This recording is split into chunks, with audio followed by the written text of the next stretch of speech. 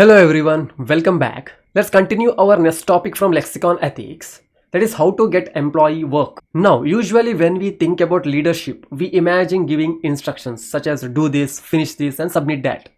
But real leadership is, especially ethical leadership, is not about giving orders. It's about helping people want to work, not forcing them to work. So in today's session, we will gently explore how leaders move from just directing people to inspiring them. Let's understand the main issue first. Most managers believe that if they tell people what to do, work will get done. But today's workplace is very different. Researchers shows that almost 67% of employees are not engaged. That means most people are just doing the minimum, not feeling excited or connected with their work. And that's another issue. That is, many employees trust their colleagues more than their boss. So you see, simply giving orders doesn't work anymore. People follow instructions but without interest. The real challenge is to change their mindset from I have to work to I want to work. And that shift happens only when the leader connects with them emotionally. Now, earlier leadership was all about authority. You listen to me because I am the boss. That old style was command and control. That is very rigid. But today, things have changed. People expect meaning and respect and involvement. The new leadership style focused on purpose, trust and empowerment. For example, instead of saying submit the report by 6 p.m., which feels like pressure, you can say your report will make our presentation much stronger. The same message, but the second one makes the person feel valued.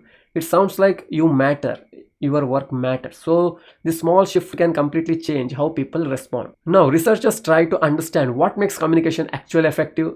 They created something called communicator's roadmap. Think of it as two lines crossing each other. That is vertical axis. That is emotional connection. This means how warm do you sound? And do you show empathy, and do people feel safe when you talk? The next one is horizontal axis, that is content orientation. This asks such as, is your message focused on you or focused on the listener? When both connect, that is warmth plus audience focus, communication becomes powerful.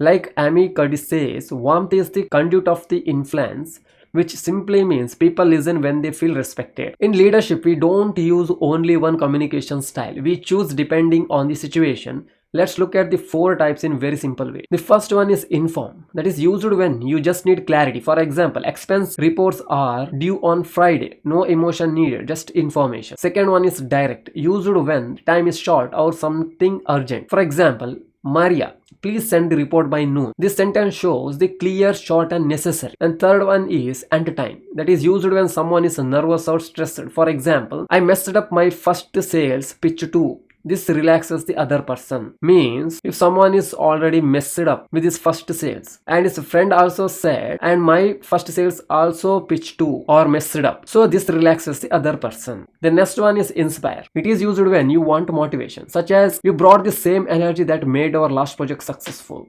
Means in this sentence encouraging this someone.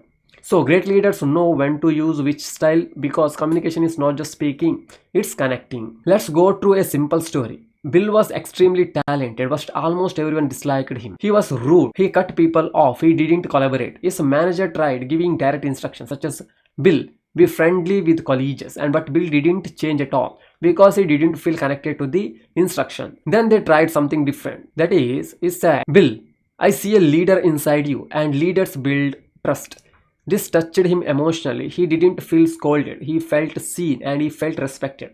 And that changed everything. Bill didn't change because he was told to. He changed because he wanted to. Now another example is Mark. Mark was brilliant at statistics, so the company promoted him to manager. But here's the problem. Mark only knew how to be an expert, not a leader. He gave orders, corrected people harshly, and expected everyone to follow him. His team lost motivation. They felt ignored and meeting became silent and people stopped giving ideas. The company finally appointed a coach to help him learn something called post-heroic leadership. That is a leadership style that focuses on collaboration but not control. Next, post-heroic leadership. This leadership model teaches 4 gentle but powerful shifts. The first one is self-awareness to social awareness. It is like not just how do I feel, but it is how does my behavior impact others. And second one is directive to inquisitive. That is, instead of saying do this, ask how do you think we should do this, and this makes a difference. And third one is from power over to power with. That is, share the decision making and involve the people in your project. And fourth one is teamwork to teaming. So not just working with your small team, but building connections across the organization. This seems like tiny changes, but they transform the environment. Now, Mark slowly applied these ideas. In meetings, he stopped dominating and started brainstorming with the team, and he paired senior and junior staff as mentors and creating learning partnership. He wrote emails personally to ask, "What support do you need from me?" And he organized a value summit where everyone together decided the team's shared principles. At first, people didn't believe him. They thought, is this real? Will he go back to his old ways? But as weeks passed, they saw his sincerity, trust grew, and in here, respect also grew. So Mark didn't become a leader because of his position, he became a leader because of his behavior. So what do we as future civil servants learn from all this? The first one is inspire rather than instruct. So people follow vision, not orders. Second one is build trust through empathy. That is, a warm tune solves more problem than a strict order. Next one is communicate to include, not exclude. That is, bring people into the process. And remember, leadership is influence, not position.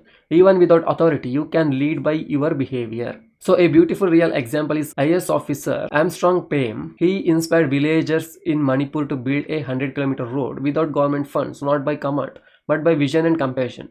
That is ethical leadership, turning I have to into I want to. So I will stop here. I will continue in this topic in the coming days. Till then, don't forget to like, share and subscribe to my channel.